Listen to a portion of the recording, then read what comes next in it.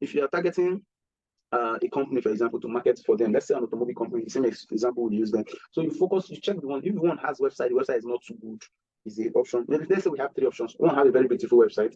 One has a website that is not too good. One does not have a website at all. The one that does not have a website at all can be easier to convert because it needs a website. The one that has a website that is not looking too good is the second option. You understand? And the one that has a very good website, what more can you do for that kind of person except to manage their posts, blog posts, and SEO? You understand? So the first person, the one without the website, is a low bearing fruit. Is that one that can easily convert? So focus more energy on these ones before going for the ones that are more difficult. You understand? So this factor can significantly affect your or impact your potential earnings. You understand what I'm saying? So let's work on this kind of things. Now, another one is you optimize your content. Check your content, engage them, optimize content on your landing page, optimize content on your social media page, check out on people, join relevant groups on Facebook, relevant groups on LinkedIn, share your posts there, follow up. You understand? So there's something I missed in our social media. Find a niche where people that need your service are, and join those niche, join those community, join those groups. So once you join those groups, you can easily sell, you can post there, and these are maximally or mainly people that need their services. So when you post on those kind of platforms, you easily convert them. It's not so much of work. The example now, you want to sell, help people with let's say social media management, for example, and there's a community of let me say NATE, National Association of Technology, car engineers or mechanics or automobile mechanic groups, all those kind of things. Joining those kind of groups will give you a direct access to workshop owners, people that needs marketing. You can join groups that are small business community of Abuja. Now, this group is a group of people with small and medium scale businesses. Now, marketing social media opportunity to those kind of people is a direct audience because these people have growing business that they want to grow. So if you are telling them, okay, we can manage your social media page, this is the right audience. So these are the kind of niche you select, you find, you research on, and you join. It makes marketing very easy. Now, back to our maximizing affiliate revenue. Sorry, I just remember that I skipped it, so I just went back to that. Now, great valuable content. We've mentioned this about valuable content. Your content has to be valuable. It doesn't have to be talking about selling, we are selling. You understand? You can start by telling them why they need that product. Why do you need a social media manager? This is what we can do. This is what we can do. This is what we can do. This is what they stand to gain. This is what they stand to gain. This is what you stand to gain. This is what they are giving. You understand? Once you talk things like that, you open their mind to the opportunity of working with you. So when you now tell them, this is our offer, this is the discount I'm having for you, they can easily bargain, easily join your train. You understand? And just being salesy, this is what we have, this is what we have. You understand? Let your content be strategically very useful. You understand? So that works actually, creating valuable content. Now, use multiple traffic sources. If you have a landing page, for example, attract traffic from different social media pages, from different WhatsApp groups, expand your reach. Once you have a content, what you want to sell, you have your promotion material, spread them very wide, send them as far as possible, let them go everywhere you can go. You can't restrict them to anywhere, so expand your reach. You understand? Create multiple traffic sources. Now, another thing is optimize your website for conversion. Let your landing page look fine, look the product. What I mean is that if you are selling social media marketing, for example, services, you understand, and someone is clicking on the link, let the link don't take them to web design or take them to the homepage. Let it take them exactly to where they can be converted. You understand? This strategy actually works. Now, another thing is test and track your efforts. You have to review your efforts, review your strategies over and over. Those that are not working, you optimize and minimum.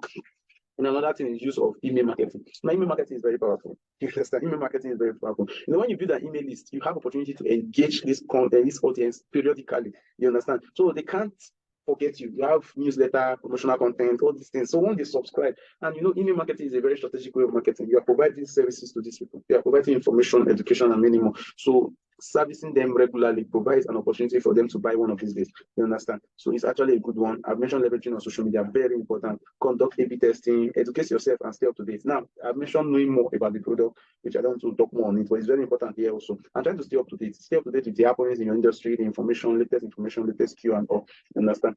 Now, another thing I want to talk about that is very important in affiliate marketing is sales funnel. Now, sales funnel helps you. What sales funnel do is that it helps you follow up on clients. You don't lose up on anyone. You don't lose out on any of them. You follow up on them down to the level of conversion.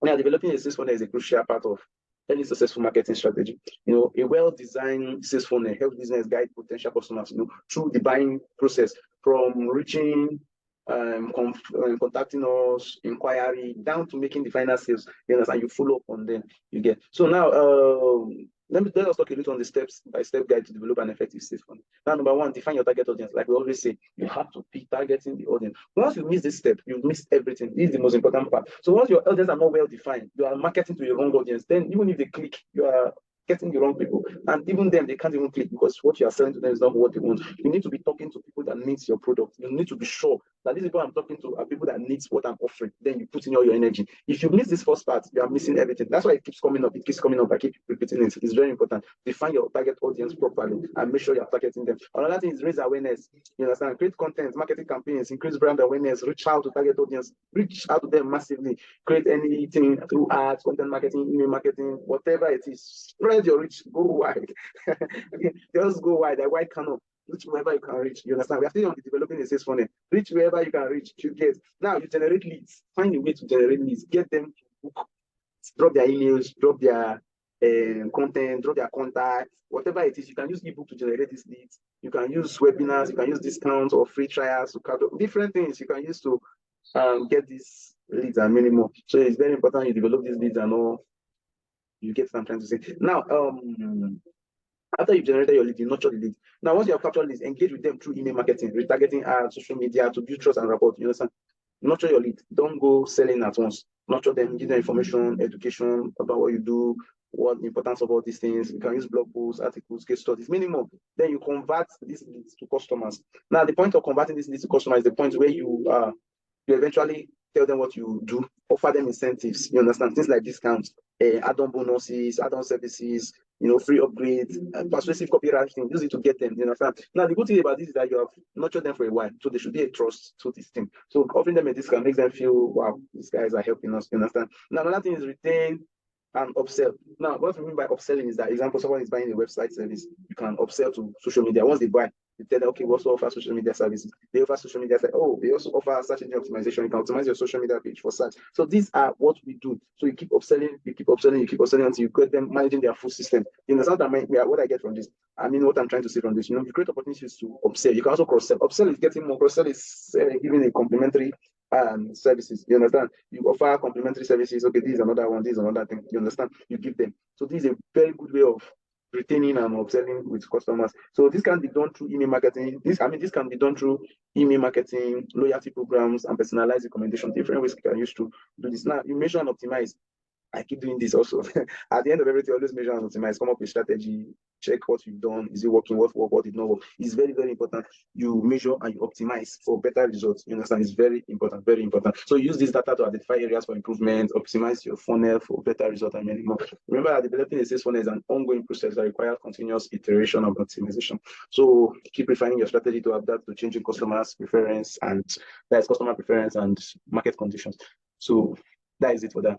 Straight up, we'll be going to creating a strong call to action. How you can create a strong call to action as an affiliate marketer. Now, the most important thing, I've heard people saying that, oh, I sell this, I've been marketing, people check my page, nobody's buying, all these things. Sometimes it can be the content, sometimes it can be your call to action. It's not very effective, it's not strong enough. You understand? Now, a strong call to action is essential for encouraging potential customers to take the desired action, whether it's signing up, buying, purchasing, downloading, making purchase, whatever it is. So you have a strong call to action. It's a very good way for you to get them to do your bidding. You understand? So what makes a call to action very good, strong, or persuasive? Number one, you need to be clear and concise. What I mean by clear, buy this. You don't make them doubt.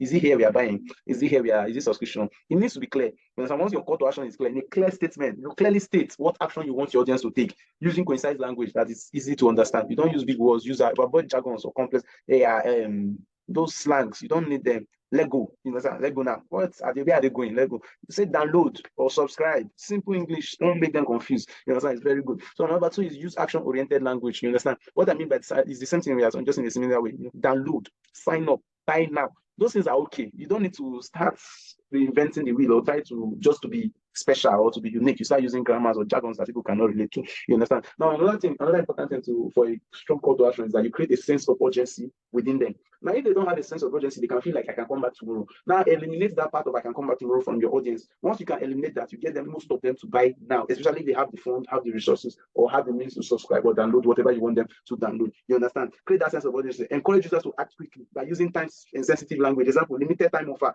You can tell them buy now. You understand? You can say, okay, we are offering 50% discount in the next 30 minutes. You can say the first 10 people are getting this. You understand? All these act now thing, you create a sense of urgency, make them see that they are privileged to get it now. You understand? I've seen some pages where you see a countdown, all this stuff.